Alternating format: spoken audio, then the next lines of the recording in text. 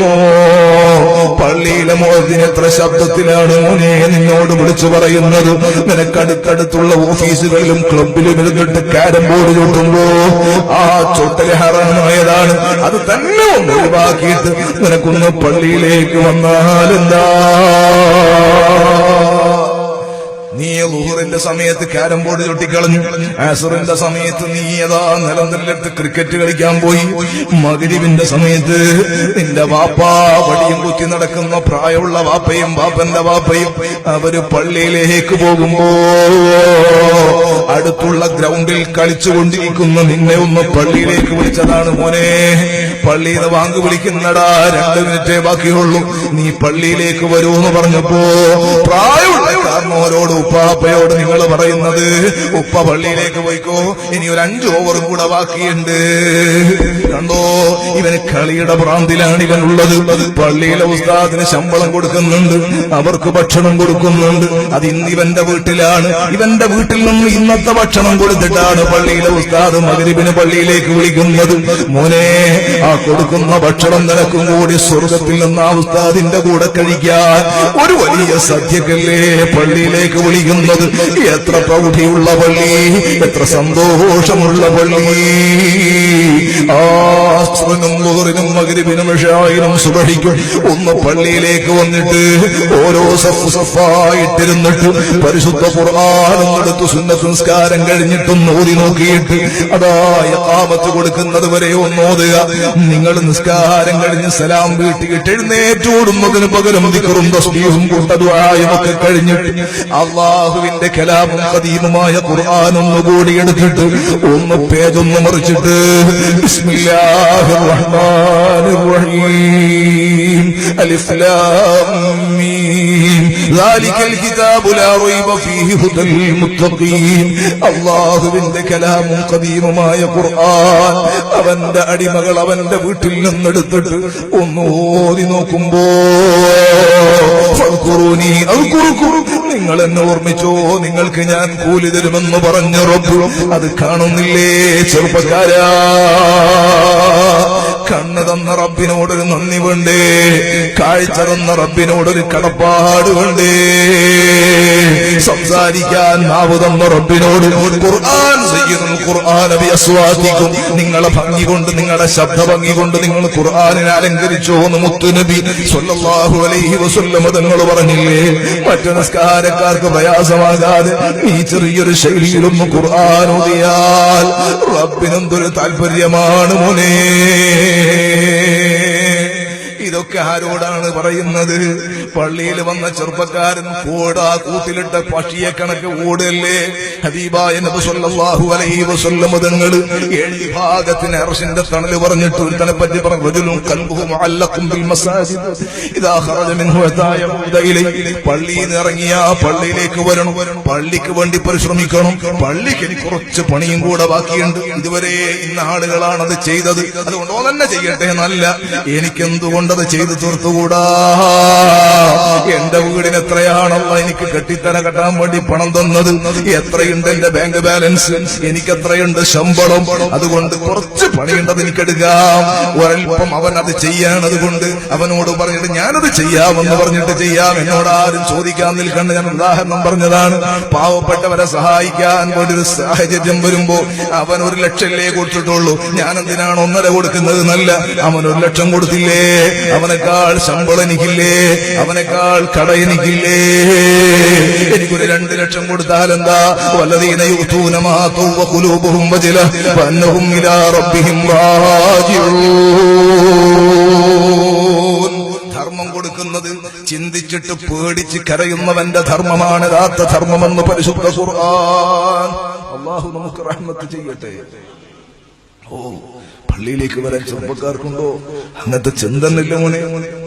അങ്ങനത്തെ ഒരു ബോധം നമ്മുടെ കൽബിൽ വരുന്നില്ല. അല്ലാഹു നമ്മുടെ കൽബൊക്കെ നന്നാക്കി തരട്ടെ. ഞാൻ നിങ്ങളോട് ഒന്നുകൂടി ഈ അനുഭവം തന്നെ പറയുന്നു. 2-3 കൊല്ലം മുമ്പ് പേപ്പറിൽ വന്നതാണ്, കൂട്ടത്തിൽ ഞാൻ ഓർമ്മപ്പെടുത്തുന്നു. ഇന്ന് പയ്യന്നൂര് നല്ലൊരു പരിചയമുള്ള ഒരു ചെറുപ്പക്കാരൻ ബൈക്ക് ആക്സിഡന്റിൽ മരണപ്പെട്ടു. ആ കൂട്ടുകാരന്റെ ആ ചെറുപ്പക്കാരന്റെ അഡ്രസ്സും വിടുമ്പൊന്നും എനിക്കറിയില്ല. ദുബായ് ബസാർ എന്നുള്ള ഡ്രസ്സ് വിൽക്കുന്ന ഒരു കടയുണ്ട് പയ്യന്നൂർ പെരുമ്പാന്ന് പറഞ്ഞ സ്ഥലത്ത്. ഞാൻ ഇടക്കിടക്ക് കയറിയിട്ട് അവളെ ഡ്രസ്സൊക്കെ എടുക്കലുണ്ട്. ഞാൻ മുമ്പ് അതിന്റെ അടുത്ത് ദർശനം നടത്തിയിരുന്നു വെള്ളൂര്. അപ്പൊ അവിടെ ചെറിയ ചെറുപ്പക്കാലത്ത് ആ കുട്ടി വരുമായിരുന്നു. ഞാൻ ആ കടയിൽ പോയാൽ വേഗം ഡ്രസ്സൊക്കെ എടുത്തു തന്നിട്ട് ചിലപ്പം ബഹളങ്ങളും പെണ്ണുങ്ങളൊക്കെ ഉണ്ടാവും, അതിന്റെ ഭാഗത്തേക്ക് പോകാതെ പെട്ടെന്ന് എടുത്തു തന്നിട്ട് ഒഴിവാക്കും. അങ്ങനെ ഒരു ചെറുപ്പക്കാരൻ ഇന്നിപ്പോ വാട്സപ്പ് നേരെ തുറന്നു നോക്കുമ്പോ അതിൽ ആക്സിഡന്റിൽ മരണപ്പെട്ടതായി കണ്ടു. ആ കൂട്ടുകാരന്റെ ഖബർ അല്ലാഹു സന്തോഷത്തിലാക്കി കൊടുക്കട്ടെ. ആ ചെറുപ്പക്കാരൻ അല്ലാഹു റഹ്മത്ത് ചെയ്യട്ടെ. അവന്റെ കുടുംബം എവിടെ നാട് വീടതൊന്നും എനിക്കറിയില്ല. അവിടെ ജോലി ചെയ്യുന്ന ആ കുട്ടിയുടെ ഫോട്ടോ അടക്കം അല്ലാഹു റഹ്മത്താക്കി കൊടുക്കട്ടെ.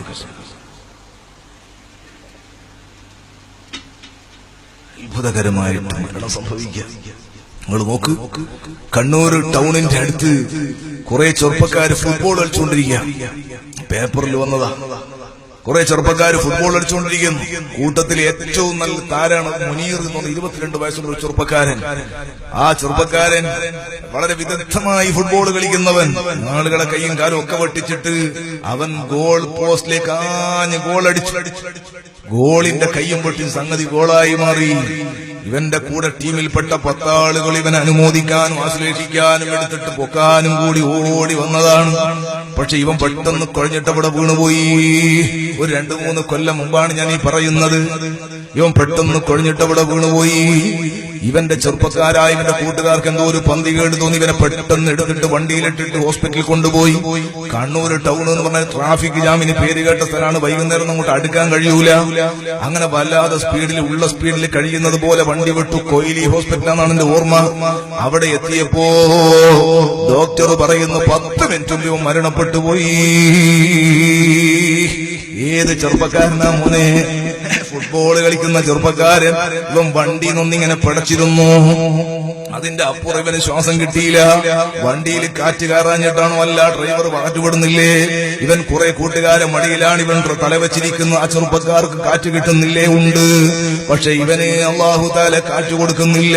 ഇവൻ വലിച്ച കാറ്റ് പുറത്തേക്ക് വിടാൻ പറ്റുന്നില്ല. സുഹൃത്തുക്കളെ, അല്ലാഹുവിന്റെ ഭൂമിമണ്ഡലത്തിൽ ഓക്സിജൻ തുറന്നു പോയത് കൊണ്ടല്ല, മറിച്ച് ഇവന് അല്ലാഹു കണക്കാക്കിയ കാറ്റ് കഴിഞ്ഞു. അതുകൊണ്ട് നമ്മൾ മരിച്ചാൽ ചിലപ്പോൾ ആളുകൾ വെറുപ്പുള്ള ആള് മരിച്ചാൽ പറയാം അവന്റെ കാറ്റ് കഴിഞ്ഞു എന്ന് പറഞ്ഞാൽ അവന് അല്ലാഹു കണക്കാക്കിയ കാറ്റ് കഴിഞ്ഞു എന്നല്ലേ അതിന്റെ അഭിപ്രായം. മോനെ, ഞാൻ നിങ്ങളോട് ചോദിക്കുന്നു, നല്ല ആരോഗ്യമുള്ള ആളുകൾ കളിക്കുന്ന കളിയല്ലേ ഫുട്ബോൾ? അല്ലേ?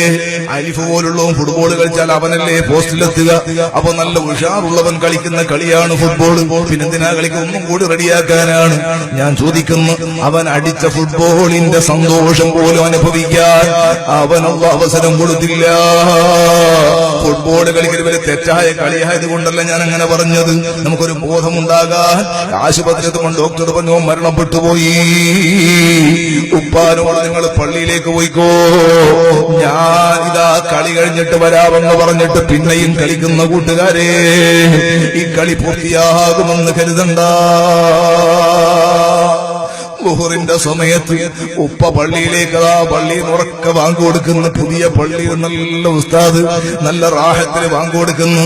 പള്ളിന്റെ അടുത്തുള്ള പുരയെന്ന് മകനിങ്ങനെ സിനിമ കണ്ടുകൊണ്ടിരിക്കുന്നു, അല്ല കളി കളിച്ചുകൊണ്ടിരിക്കുന്നു. എന്തോ കളി കണ്ടുകൊണ്ടിരിക്കുന്നവന്റെ കൂട്ടുകാരുണ്ട്. ആ സമയത്താണ് പ്രായമുള്ള വാപ്പയോ ഉപ്പാപ്പയോ ഇവന്റെ കൂടെ വീട്ടിൽ നിന്ന് എഴുന്നേറ്റിട്ട് മോനെ ഒന്ന് ഓഫാക്കടോ, എന്തൊരു ശബ്ദമാണ് പള്ളിയിൽ നിന്ന് വാങ്ങി കൊടുക്കുന്നത് കാണുന്നില്ലേ? ഇതങ്ങ് പറയുമ്പോ ഈമാനുള്ള ചെറുപ്പക്കാരന്റെ മനസ്സ് വിറക്കും. കാരണം ബാങ്ക് കേൾക്കുന്നത് അള്ളാഹുവിന്റെ അതിഥിയുടെ അള്ളാഹുവിന്റെ പ്രതിനിധിന്റെ വിളിയാണ്. അവൻ അഹ്സനു ഖൗലൻ മിമ്മൻ ദഅ ഇലല്ലാഹ്, അള്ളാഹുവിലേക്ക് ക്ഷണിക്കുന്നതിനേക്കാൾ നല്ല വാക്ക് പറയുന്നവനാരാ? അത് ബാങ്കിനെ കുറിച്ചാണെന്നല്ലേ പ്രബലമായ അഭിപ്രായം. ഓ സഹോദരങ്ങളെ, ആ ബാങ്ക് കേൾക്കുന്ന സമയത്ത് അത് ഓഫാക്കാൻ വേണ്ടി പറയുമ്പോൾ ഇവന്റെ മനസ്സിൽ ഈ ബാങ്ക് പറഞ്ഞത് കൊണ്ട് ഉപ്പാനെ കൊല്ലേണ്ട ദേഷ്യമാണ് ഇവന്. ഇവനെന്താക്കുന്നത്? ഓഫാക്കുന്നില്ല, പറഞ്ഞ സൗണ്ട് മെല്ലെ കുറച്ച് വെക്കുന്നു. ഇവന് കളി കാണാമല്ലോ, അല്ലെങ്കിൽ സിനിമ കാണാമല്ലോ, അത് ഓഫാക്കുന്നില്ല.